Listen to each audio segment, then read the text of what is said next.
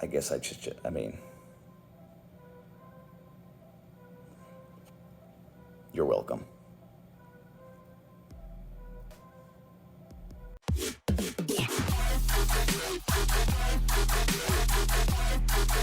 Here's your hosts of the MonsterCast, the Straight Edge Monster Jack and Ryan.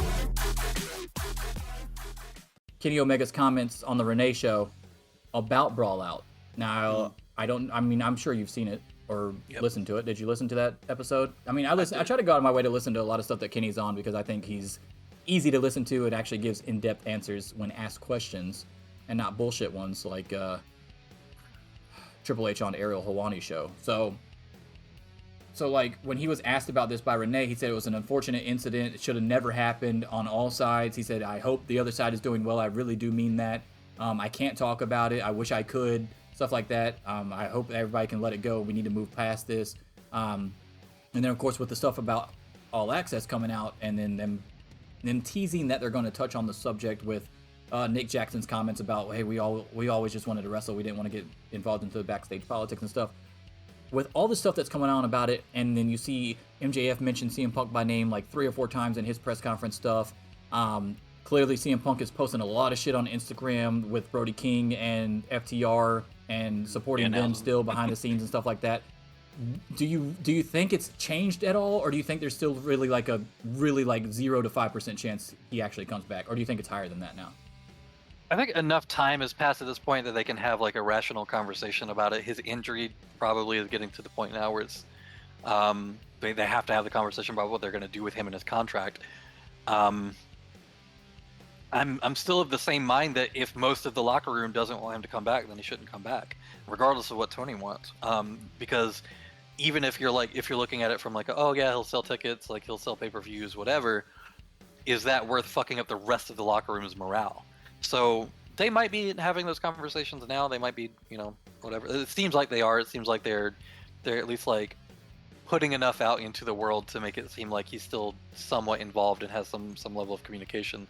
I mean that, and I'm not saying it because I'm a CM Punk mark. I'm only bringing it up because he finally talked about it on the Renee Young show. I don't really want to keep talking about this every 2 weeks or whatever, you know what I'm saying? But it's a thing that's not going to go away until people, either he comes back or he doesn't come back, until there's some finality to his solution with his contract status.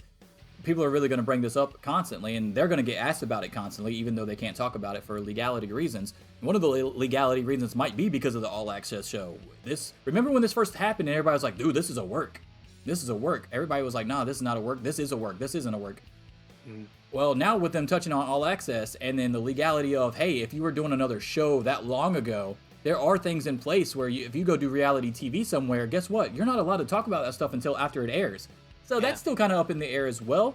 I don't think that's the case, but it's a possibility. I'll just throw it out there. Like, I wouldn't be shocked at this point if that happened. But the other thing I want to touch on is they're releasing a shit ton of stuff still for CM Punk that's been in the works. They didn't halt CM Punk's video game entrance. They didn't take him out. They're still releasing tons of t-shirts. They're still releasing tons of figures. Now, obviously that stuff was in production before. Yeah. But they could have easily put a stop to that too if they wanted to. If it was really that cut and dry. And then you got the new figures that are coming out. Like he's been gone, or will have been gone for what, 8 months by the time his injury actually heals or whatever, because it was the same type of injury that Christian had, and Christian just got back. So he's got to be coming back fairly soon as far as being cleared to wrestle.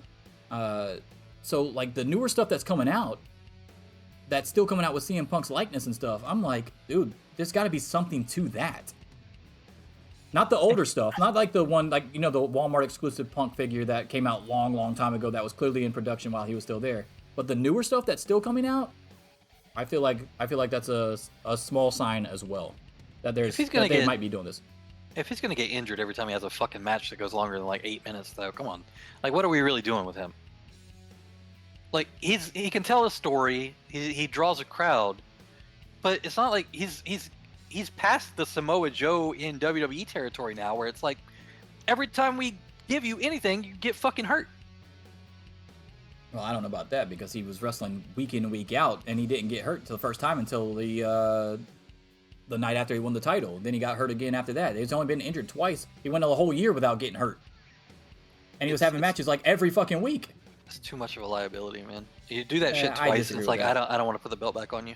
Oh, no, I don't know about the belt situation. That's a completely different conversation. I don't That's know if why I don't know think if I he want to do fits- that either.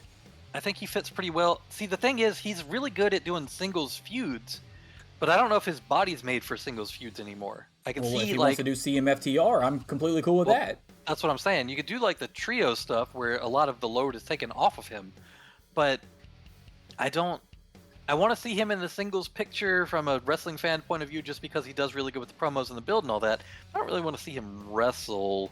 I mean, I'm singles cool with him. feuds. I want to see him wrap things up with MJF, who is clearly still trying to push that narrative, Yeah. right? Because that was what was supposed to happen before he got hurt the first time. When he was supposed to be the devil and came out and got handed the chip by Stokely Hathaway in the Firm and revealed himself, that was supposed to be MJF versus CM Punk when he took off the mask at the end of that pay-per-view. And that's what we were supposed to get. And then Brawl Out happened and everybody's like, well, that's fucking gone. You just kind of fucked up MJF shit. But MJF is still holding on to that because he knows that's money. That feud is fucking money. And MJF getting the win back on him and taking that title off of him would have been great. We'll see what they do with it, but I do think that if there is a chance for this to happen, Omega and Tony Khan are clearly the two voices of reason here. As they can get on the same page and talk to the other guys and get everybody to going, because I think Kenny Omega's a really fucking good dude, like just a good dude in general. And I think if Omega's cool with it and they're talking, I mean Omega's first instinct was to get the dog. The dog of the dude that was beating or trying to fucking start a fight with you, your first instinct was to get the dog out of the room. Like, he's a good dude. So, like, if they can work it out, then I think everything will be okay. But if it is to the point where you were saying earlier, if they bring back Punk and Omega's not okay with it, and then Omega goes to WWE, then I think AEW might have a serious issue on their hands going forward. Hey guys, did you like that video? If so, don't forget to subscribe to the channel. You can also catch full episodes of the MonsterCast on Spotify, Apple Podcasts, and Google Podcasts. And you can also catch us live every Sunday on Twitch. All links in the description below, along with some sweet merch from yours truly, the MonsterCast. Deuces.